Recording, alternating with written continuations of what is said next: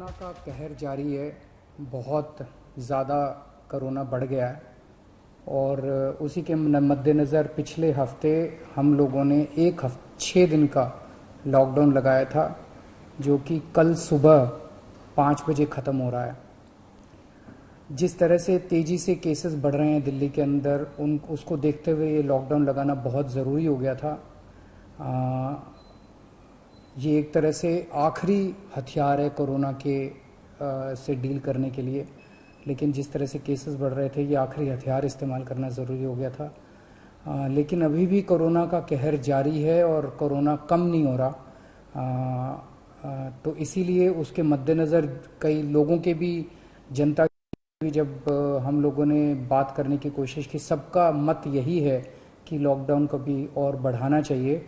तो लॉकडाउन को दिल्ली के अंदर 1 हफ्ते के लिए और बढ़ाया जा रहा है, सोमवार को सुबह 5 बजे तक के लिए। इस दौरान हमने देखा, लॉकडाउन के दौरान, की संक्रमण दर, पॉजिटिविटी रेट जिसको कहते हैं, ये लगभग 36-37% तक पहुंच गई। आज तक इतनी संख्या हमने दिल्ली में तो नहीं देखी, बाकी दुनिया भर में हो सकता हुई हो कहीं पे, लेकिन 36-37% तक संक्रमण दर पहुंच गई। पिछले 1-2 दिन से थोड़ी सी कम हुई है, आज 30 के नीचे आई है, 29 पॉइंट कुछ आई है। मैं ये नहीं कह रहा कि कोरोना ख़त्म होने की दिशा में जा रहा है, लेकिन ये अभी तथ्य हैं, अभी और कुछ दिन देखना पड़ेगा। हो सकता है बढ़ जाए, हो सकता है कम हो, लेकिन हम भगवान से प्रार्थना करते हैं कि कोरोना से हम लोगों को मुक्ति मिले। पिछले कुछ दिनों से हम देख रहे हैं कि दिल्ली में ऑक्सीजन की काफ़ी ज़्यादा समस्या हो रही है। दिल्ली में ऑक्सीजन की काफ़ी कमी महसूस हो रही है। दिल्ली की इस वक्त ज़रूरत 700 टन की है और हमें केंद्र सरकार से 480 टन अलॉट हुई है।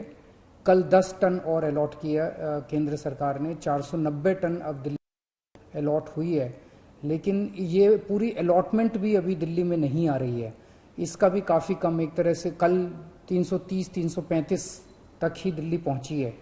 तो 700 टन ज़रूरत है इतने कोरोना की महामारी में, उसके मुकाबले में 330-335 है। ये दिल्ली जो ऑक्सीजन की कमी है, दिल्ली के अंदर ऑक्सीजन पहुंच नहीं रही है, जगह जगह से जो ऑक्सीजन आनी है, ये एक बहुत बड़ा कारण है जो ऑक्सीजन की कमी जगह जगह अस्पतालों में महसूस हो रही है। लेकिन हमारे ऑफिसर्स, हमारे सभी मंत्रीगण, हमारे सभी लोग रात रात भर पिछले कुछ दिनों में, जब से ऑक्सीजन की कमी हुई है, एक एक अस्पताल जहाँ जहाँ कमी है वहाँ सप्लायर से, मैन्युफैक्चरर से, ट्रक ड्राइवर से जो लेके आ रहा है, उससे फ़ोन कर करके कोशिश कर रहे हैं कि समय पे अस्पताल में पहुँचे। मैं ये नहीं कहूँगा कि सारी कोशिशें कामयाब रही, कई जगह फेल भी हुए हम लोग, कई जगह हम समय पे ऑक्सीजन पहुँचाने में हमारी टीम कामयाब भी हुई। तो सबसे पहले तो मैं उनको जो रात रात भर काम करके और अस्पतालों तक ऑक्सीजन पहुंचाने की जो लोग भी कोशिश कर रहे हैं, उन सबका मैं धन्यवाद करना चाहता हूं कि इतने मुश्किल समय में इतनी मेहनत कर रहे हैं। क्योंकि ऑक्सीजन इतनी इस वक्त कीमती है, इतनी कम है, तो उसका मैनेजमेंट करना बहुत ज़रूरी है। तो उसको मैनेजमेंट करने के लिए भी अब कल से ठोस कदम उठाना चालू किया।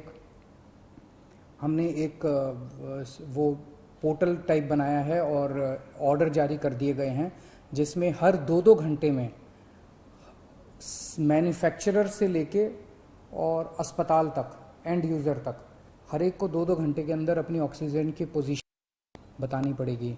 कि मैन्युफैक्चरर को बताना पड़ेगा कि पिछले 2 घंटे के अंदर कितने ट्रक उसके निकले, सप्लायर को बताना पड़ेगा दिल्ली के अंदर, दिल्ली की तरफ जा रहे हैं, अस्पतालों को बताना पड़ेगा कि पिछले 2 घंटे में कितनी इस्तेमाल हो गई, कितने घंटे की और बच गई।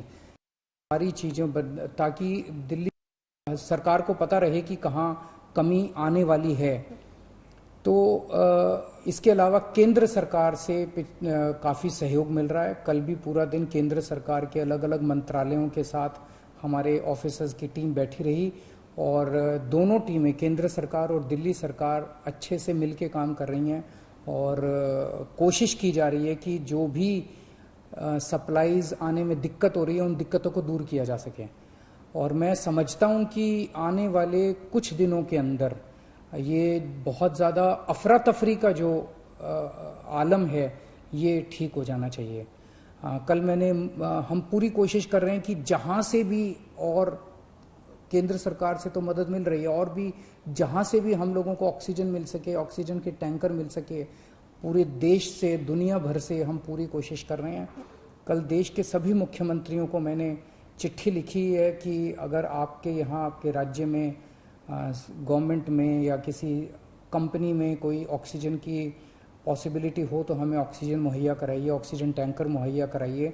कुछ एक राज्यों के साथ बातचीत भी शुरू हुई है। जब भी कुछ कॉन्क्रीट नतीजे आएंगे मैं आपको ज़रूर बताऊंगा। लेकिन बहुत ज़्यादा कठिन परिस्थिति है। इन कठिन परिस्थितियों के अंदर सब मिलके काम कर रहे हैं। मैं उम्मीद करता हूं कि ये जो इतनी बड़ी इमरजेंसी क्रिएट हो गई है, इससे हम लोगों को जल्द छुटकारा मिलेगा। बहुत बहुत शुक्रिया।